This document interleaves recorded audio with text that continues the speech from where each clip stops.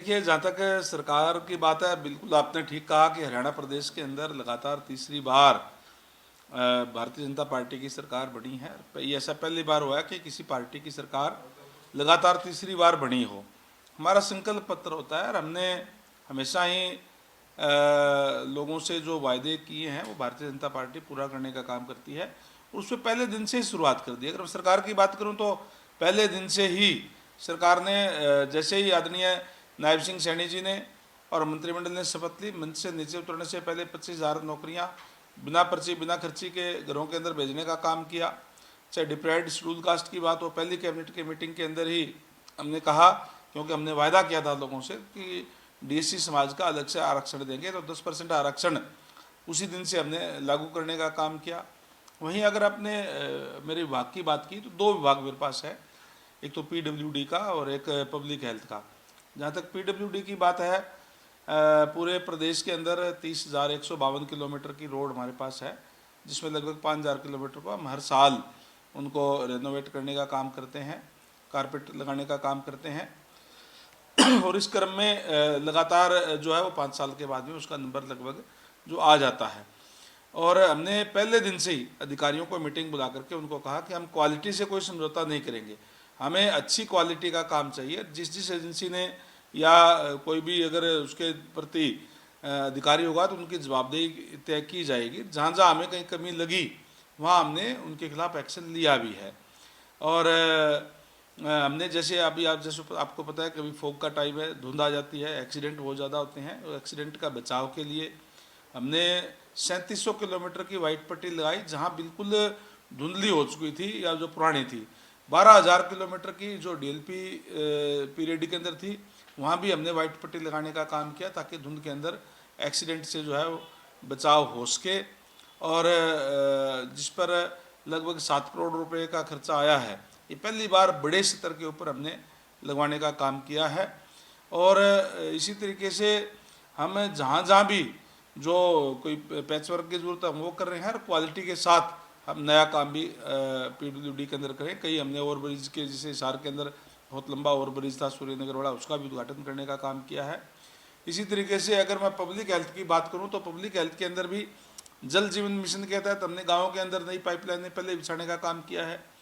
और अमृत योजना के तहत शहरी क्षेत्र के अंदर जो नई पाइपलाइन बिछाई है, जहाँ जहाँ नई आबादी है और जहाँ नहीं बिछाई गई है वहाँ भी हम वहाँ बिछाने का काम कर रहे हैं। जो माननीय हमारे यशस्वी प्रधानमंत्री नरेंद्र भाई मोदी जी का नारा है कि हर घर में नल और नल में स्वच्छ जल, उसको साकार करने का काम कर रहे हैं। जहाँ नए वाटर की ज़रूरत है नए वाटर बना रहे हैं, जहाँ रिपेयर की ज़रूरत है हम रिपेयर करने का काम जो है वो कर रहे हैं।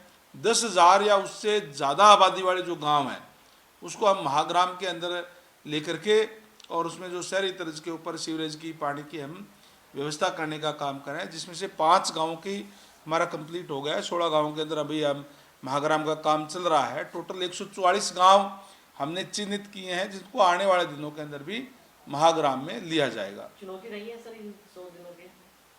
नहीं, जो ड्यूटी प्रदेश की जनता ने लगाई है हम उसमें प्रयास कर रहे हैं कि उनके अपेक्षाओं के ऊपर खरा उतरे, उनके अपेक्षाओं पर खरा हम उतरेंगे। सर, जिस तरीके से आपके पास पीडब्ल्यूडी विभाग है, एक आजकल चर्चाओं में है कि जो नेता विपक्ष की कोठी थी पिछले चुनाव के दौरान, वो अब खाली जो है वो नहीं कर रहे हैं, इसको लेकर नोटिस भी जारी किया गया है।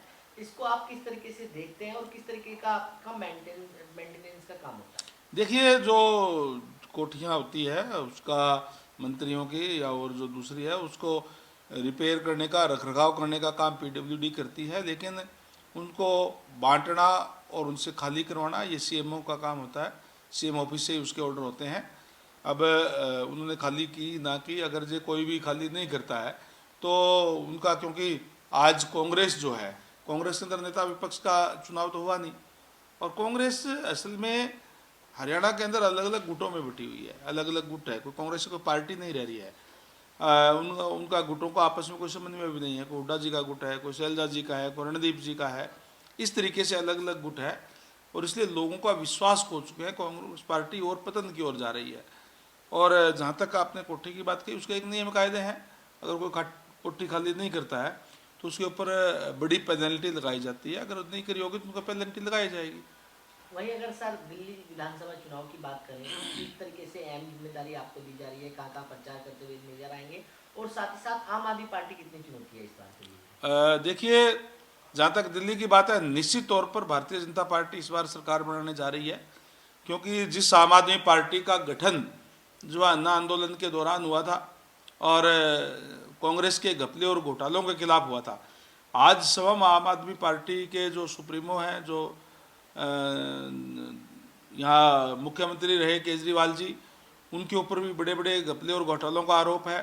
इसी तरीके से उनके मंत्रिमंडल जो है वो सारे के सारे करप्शन के अंदर लिप्त है, कोई जेल में गए हुए हैं, कोई बेल पे है। तो निश्चित रूप से जो दिल्ली की जो जनता है वो अपने आप को ठगा सा महसूस कर रही है।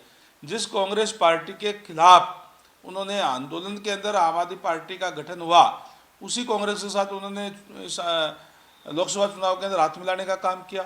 दिल्ली देश की राजधानी है, यहाँ के जागरूक मतदाता है, और निश्चित तौर पर अब वो डबल इंजन की सरकार बनाने जा रहे हैं ताकि दिल्ली जो है वो सुंदर जो है वो बन सके। चुनौती कितनी है सर आम आदमी पार्टी? देखिए, कोई चुनौती नहीं है, प्रजातंत्र है, प्रजातंत्र के अंदर लोग फैसला करते हैं और लोगों ने ये मन बना लिया है कि इस बार भारतीय जनता पार्टी की सरकार दिल्ली में बना रहे हैं।